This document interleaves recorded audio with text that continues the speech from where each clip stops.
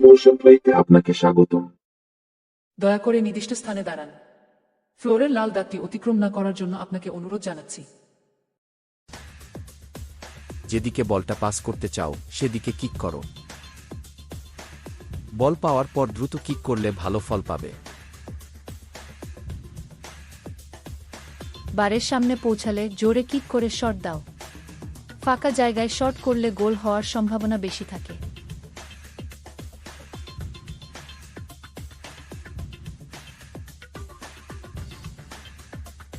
Throw কিংবা corner করা বল যদি উঁচুতে থাকে তাহলে মাথা দিয়ে শট দাও, আর যদি নিচে থাকে তাহলে পায়ের সাহায্যে গোল করো।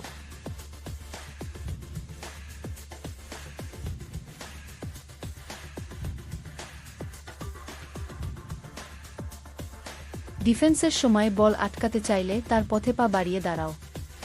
উজ্জ্বল অ্যারোটি তার পথ নির্দেশ করে। স্ক্রিনে যে লাইনটা দেখছো সেটা বল কোন দিকে যাবে সেটা দেখায়।